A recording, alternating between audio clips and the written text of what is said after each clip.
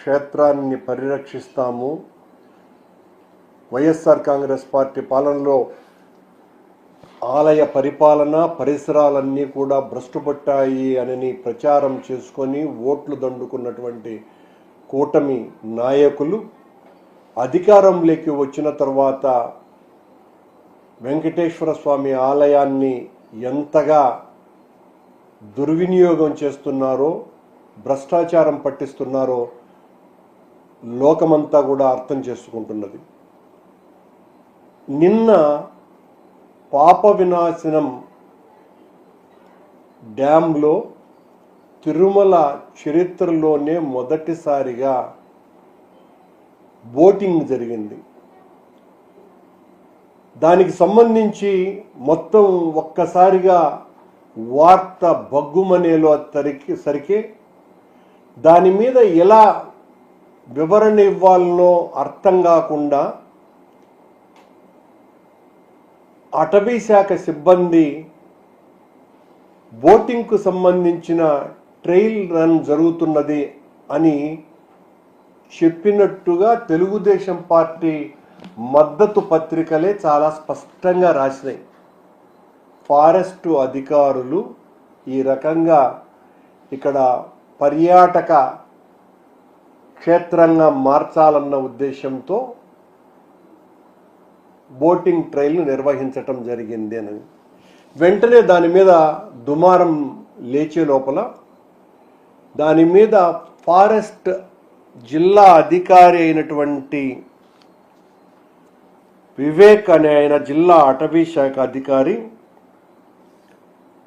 డ్యాంలో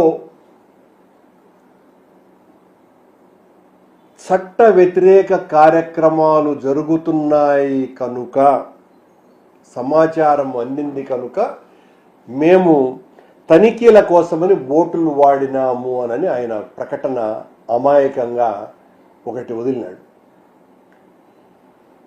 అది ఆ ప్రాంతం పూర్తిగా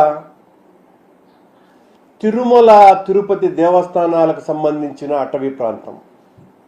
దానికి సంబంధించి తిరుమల తిరుపతి దేవస్థానానికి కూడా అటవీ శాఖ అధికారులు కూడా ఉంటారు. మరి ఈ వివేకనాయన ఏ అటవీ శాఖ అధికారో ఆయన ఎలా ఒకవేళ టీటీడీకి సంబంధించిన అటవీ శాఖ అధికారి అయితే ఆ స్థాయి అధికారి కాదు వివరణ ఇవ్వాల్సింది. దానికి ఎగ్జిక్యూటివ్ ఆఫీసర్ అడిషనల్ ఈఓ వివరణ ఇచ్చి ఉండాలి. అంటే చట్ట వ్యతిరేక కార్యక్రమాలు జరుగుతున్నాయి అంటే తెలుగుదేశం పార్టీ కూటమి ప్రభుత్వంలో తిరుమల క్షేత్రంలో ఎన్ని దురాఘాతాలు జరుగుతున్నాయి అన్నది ఈ వివేక్ అనేటువంటి అధికారి ద్వారా విషయం బయటపడిపోయింది. ఆయన చాలా స్పష్టంగా చెప్తున్నాడు, చట్ట వ్యతిరేక కార్యక్రమాలు జరుగుతున్నట్టుగా మాకు సమాచారం అందింది కనుక మొట్టమొదటిసారిగా బోటింగ్ను వాడటం, అది కూడా బోటింగ్ను అందుకోసమనే వాడినారు అని అంటే అర్థమైంది. చాలా పెద్ద ఎత్తున ఆ చట్ట వ్యతిరేక కార్యక్రమాలు జరిగినప్పుడే జరుగుతాయి అలాంటి బోటింగ్ జరగటం అన్నది. ఇంతవరకు తిరుమల చరిత్రలో ఇలాంటి సంఘటన ఎప్పుడు కూడా జరగల. అటవీ శాఖ సిబ్బంది ఏమో ట్రయల్ రన్ కోసమని టూరిజం స్పాట్గా చేయటం కోసమని వాళ్ళు చెప్పినారు.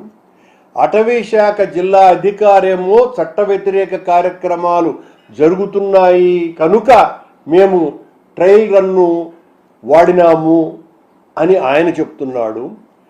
ట్రయల్ రన్లో పాల్గొన్నటువంటి అటవీ సిబ్బంది ఎవరు అన్న ప్రశ్న మేము వేస్తున్నాం. ఆ బోటింగ్లో పాల్గొన్న వాళ్ళు, నడిపిన వాళ్ళు కాకుండా కూర్చున్నటువంటి వాళ్ళు అటవీ శాఖ సిబ్బంది అందులో ఉన్నారా? అలా కనపడటంలో ఆ బోట్లలో అటవీ శాఖ సిబ్బంది ఉన్నట్టుగా ఇది టూరిజం శాఖకు సంబంధించినటువంటి వాళ్ళు నడిపినట్టుగానే దాంట్లో ఆ ఫోటోలు వీడియోలను బట్టి చూస్తే అర్థమవుతుంది. మొన్న 21వ తారీఖున చంద్రబాబు నాయుడు గారు గౌరవనీయ ముఖ్యమంత్రి గారు తిరుమలకు వచ్చినప్పుడు దేవాంశ్ గారి పుట్టినరోజు సందర్భంగా మన రాష్ట్రంలో టూరిజాన్ని పెద్ద ఎత్తున డెవలప్ చేయాలన్నటువంటి ఆలోచన నాది, ఆ అభివృద్ధికరమైనటువంటి ఆలోచనలు నావి కనుక గుడులన్నింటినీ కూడా అనుసంధానం చేస్తాను, టూరిజంని డెవలప్ చేస్తాను అని చెప్పడం జరిగింది. టూరిజం అంటేనే విలాసము, వినోదము. ఆధ్యాత్మిక యాత్రలు వేరు, టూరిస్టు యాత్రలు వేరు. ఆయన ఏదైతే చెప్పారో దానికి అనుసంధానంగానే నిన్న ట్రయల్ రన్ జరిగింది అని చాలా స్పష్టంగా అర్థమవుతోంది. ఆధ్యాత్మిక క్షేత్రాన్ని అధ్వాన్నపరచటమే తెలుగుదేశం పార్టీ కూటమి ప్రభుత్వం యొక్క లక్ష్యంగా కనపడుతున్నది.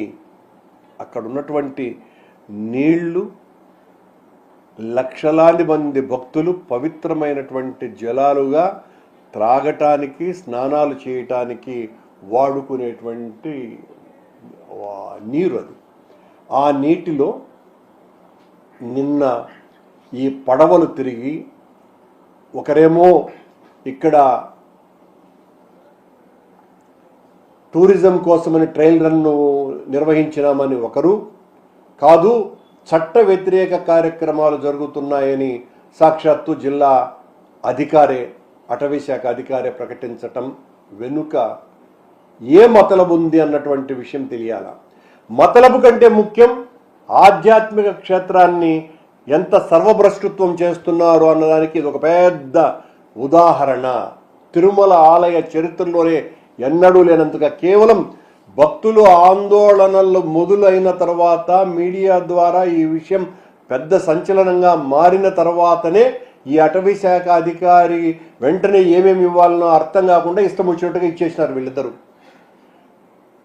చట్ట వ్యతిరేక కార్యక్రమాలే జరుగుతున్నాయి అని ఆధ్యాత్మిక క్షేత్రం మీద ఈ రకంగా మాట్లాడినటువంటి జిల్లా అటవీ శాఖ అధికారి మీద చర్యన తీసుకోవాలా, లేదా ట్రయల్ రన్ నిర్వహిస్తున్నాము అని చెబుతున్నటువంటి అధికారుల యొక్క ఆంతర్యం ఏంటో అన్న అర్థం చేసుకోవాలా? ఈ ట్రయల్ రన్స్ అన్నీ కూడా టీటీడీ అధికారులకు తెలియకుండానే జరిగినాయా, తెలిసి జరిగినాయా అన్నటువంటి వివరణ executive officer, chairman, additional EO ఇవ్వాల్సినటువంటి అవసరం ఉన్నది. ఏది ఏమైనా ఆధ్యాత్మిక క్షేత్రం యొక్క ఔన్నత్యాన్ని దెబ్బతీయటంలో తెలుగుదేశం పార్టీ అగ్రగామిగా ఉంది అన్న దాంట్లో ఏ రకమైనటువంటి ఆందోళన లేకుండా దీని ద్వారా అర్థమైపోయింది. దీనికి మీద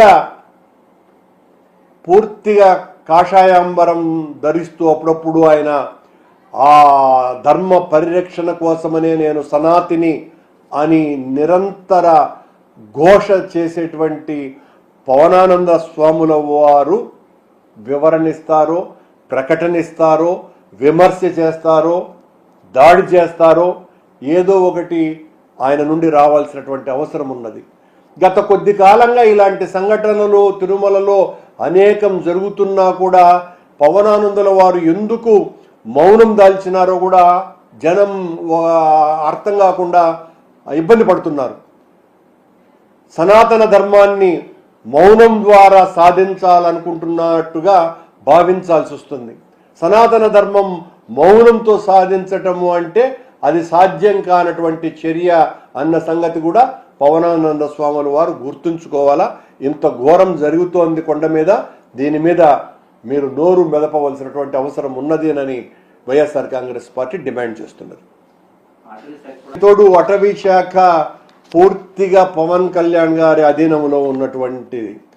మరి పవన్ కళ్యాణ్ గారి అధీనంలో ఉన్నటువంటి అటవీ శాఖ పరిధిలో ఇంత చట్ట వ్యతిరేక కార్యక్రమాలు జరుగుతున్నా కూడా జోకొట్టుకుంటున్నారా అని కూడా మేము అడుగుతున్నాం. అంటే కొండ మీద చట్ట వ్యతిరేక కార్యక్రమాలు ఇంత పెద్ద ఎత్తున జరుగుతున్నాయి అన్నటువంటి వార్త మొదటిసారి ఇది. అంటే మీరు అంతగా అవకాశం ఇస్తున్నారు కనుకనే చట్ట వ్యతిరేక కార్యక్రమాలు అంత గొప్పగా జరుగుతున్నాయి అని అనుకోవాలా. చట్ట వ్యతిరేక కార్యక్రమాలు ఇంత నిరాటంకంగా జరుగుతూ ఉంటే కళ్ళు మూసుకొని చోద్యం చేస్తున్నటువంటి విజిలెన్స్ సిబ్బంది కావచ్చు, పోలీస్ సిబ్బంది కావచ్చును, వీళ్ళందరూ కూడా ఏం చేస్తున్నారు? తిరుమల ఆలయ పవిత్రతను దెబ్బతీయటానికే కూటమి ప్రభుత్వం కంకణం కట్టుకున్నదా అని ప్రశ్నిస్తున్నాం.